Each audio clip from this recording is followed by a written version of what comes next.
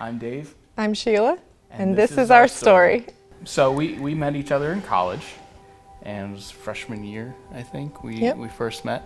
Met through friends. Met through friends, and then started dating later that year, and got married in 2010. So we've been married for 13 years. You know, I got a job, and Sheila was looking for a teaching position for quite some time, because at that point it was, you know, it was still a recession, so she was looking for a job for a while. At one point, you know, we started talking about having children. We wanted to buy a house first. Bought a house in feel settled and got settled in. And I come from a big family, and I just thought I would snap my fingers and get pregnant, and that really wasn't the case. It took quite a while before we had our first son, Aaron. We ended up going to a fertility clinic, and after only 2 cycles of this, the first lowest level treatment, we were able to get pregnant, and we had Aaron. We were so excited, and he was a huge blessing. And then we're like, okay, well, we'll wait a little bit till we try again. We definitely wanted another child. And then after about 1.5 years or so, we thought we should start trying again. And so, you know, we did a few rounds of that first level treatment of just having the medication and things like that, and it still didn't work. And then we started a little bit more aggressive treatment, and it didn't work there either. And now, you know, before you know it, we were, how many years? 2 years into the process. 2 years into the process. 7 rounds of fertility treatments, and nothing to show for it. And it was really hard, because each month there was expectation, right? There was a lot of prayer happening, a lot of petitioning the Lord and saying, hey, like, you know, we know you want this for us. We want this as well. We're partnered on this. But why isn't it happening? It's like you're running on a treadmill every month, and you just want to get off the treadmill, but you can't. You keep going, and it's exhausting. Around that time, this was end of 2019, right? So end of 2019, everybody's living in a happy-go-lucky world, right? No idea what's coming around the corner. But at that time, we just had our last 3 rounds of failed treatment. I lost a cousin to cystic fibrosis. I lost my grandmother, who was a big stalwart in the faith for me. She was like a big example in my life. So there was just a lot of grief and emotion piled on. And then fast forward a couple months, right, where I'm already in this grief-stricken place, COVID hits, right, and everybody's staying at home. Everybody's forced to sit in the quiet and deal with all of the stuff that we haven't dealt with. It was just kind of, like I said, that snowball effect. It was all the months of being let down by not having a positive pregnancy test, right? It was losing people in my family. It was the world losing people. It was just a big chunk of stuff. We had started talking about the most aggressive form of treatment. And then Sheila and I were talking, and it was like, we knew it was something that we both really wanted. And we still felt that God really wanted this too. You know, having another child. Having another child. Having another child was something that we both really wanted, and we knew that God really wanted for us too. But we weren't at the place where we could confidently go into a process like IVF together. And I think we both felt we need a solid year to take a break from all the treatments, from all the stress, and like hopefully things were going to settle down with COVID, and we'd be in a better place with that. And I felt called just to surrender it, like lay it all down, and when it's time, I'll tell you the next step. And taking that step of faith and saying, okay, even though I really want to keep going, because I'm so desperate for another child, Lord, like, I got to let this go, because this is destroying our marriage, my faith, my mental health, everything. We were not in a good place. So taking a step back from it, I think, made a huge difference. And just, if we're going to do this, we're going to do it like God's way, not our way. Yeah. So after going through the counseling, we ended up getting on the same page and felt like it was time to move forward with IVF.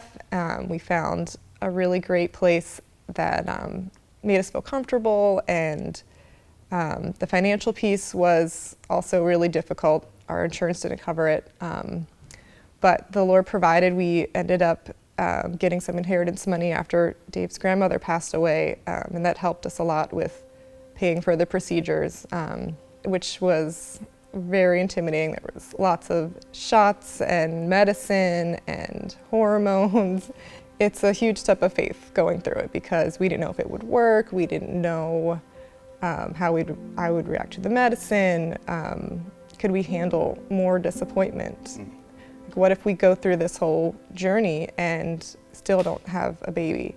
God is still good, even if this doesn't lead to a baby. We still are a family.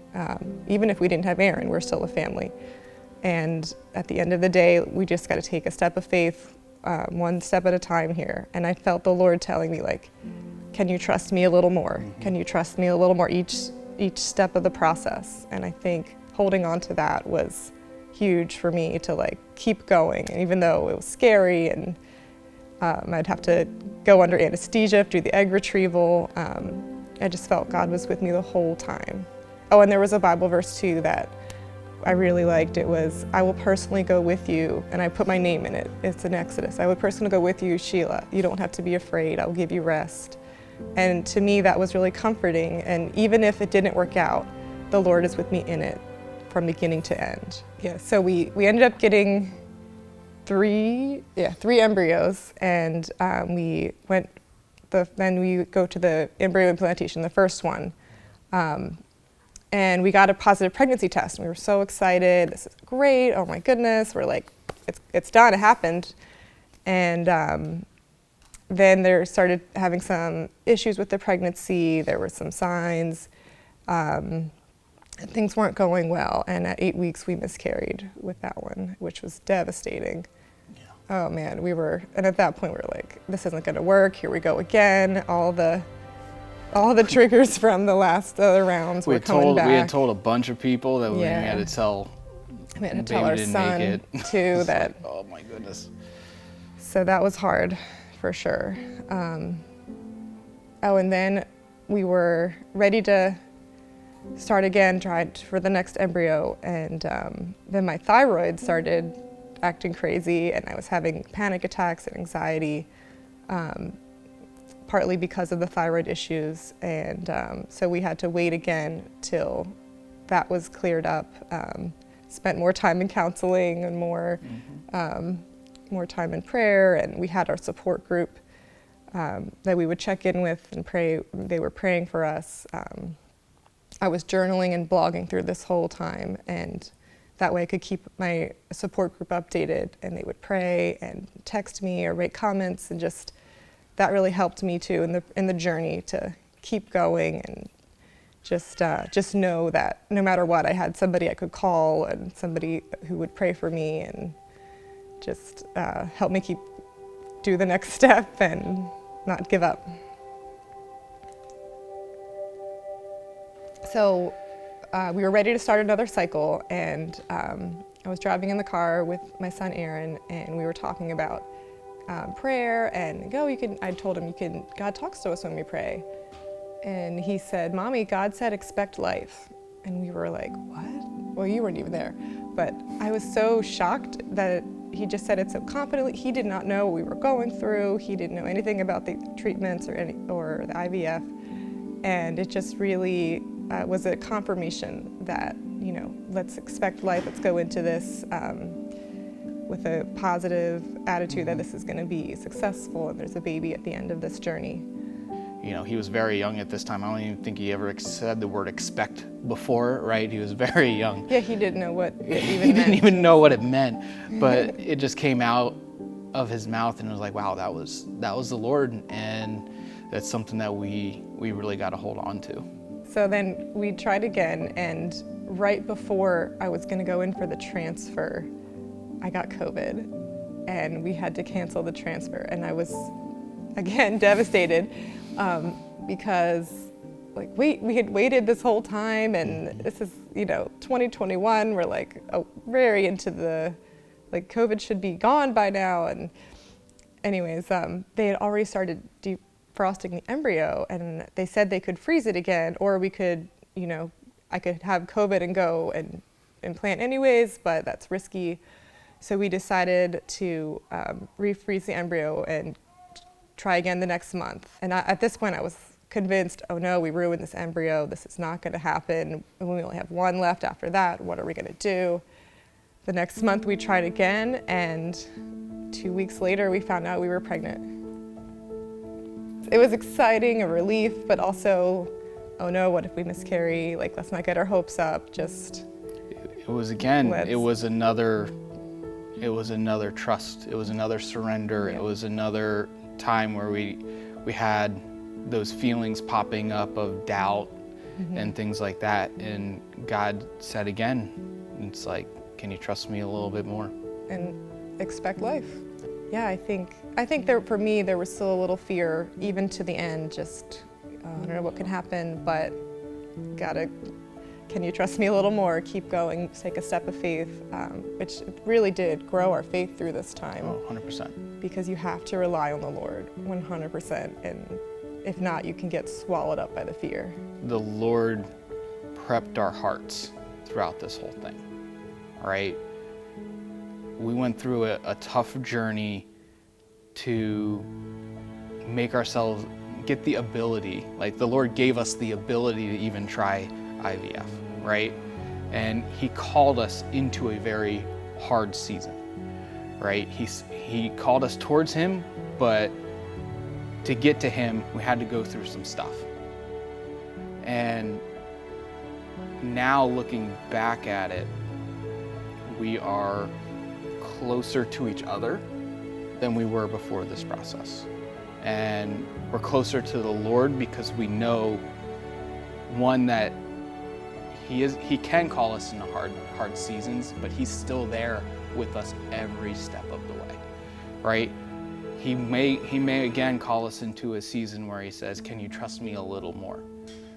And we know for certain that we can say, yeah, we can trust you a little bit more. There's always more trust to give to the Lord. So emotional, just seeing Him, and just, it's a miracle. You just cry, you're just a mess, and then you just pinch yourself, like, is this real? Am I dreaming? Is this happening? And you just can't deny what miracle is right in front of you. Like, I can't say that this only way this could have happened was from God. Just everything, when I look back, the whole process, I don't know, you can't really explain it other than God. I think definitely have your core group of people that you trust, like friends or family, that can come along with you on your journey and pray with you and encourage you. That was huge for me. And from the beginning, when I was writing my blog, and I didn't even realize this till the end, I'm like, I now have something I can share with others that are going through this. I could share my blog or my testimony. And if I'm gonna go through this hard thing, you bet I'm gonna use it for the Lord. So that was our attitude from the beginning, and I think that made a huge difference in the why are we going through this. Yeah, I think from my perspective, just the beginning part of that journey is that from a man's perspective, it's okay to be vulnerable, right? It's okay to let your guard down and seek the help that you need. Seek the good faith-based help that you need, right? Like, I was reluctant, is what I would say. I was reluctant to go and seek that help. But understanding that God called me through that and said, hey, I didn't know it at the time, but now I look at it as like, if I didn't go through that, God couldn't have done any of this work. I'm Dave. I'm Sheila. And this is Caleb. And this is our story.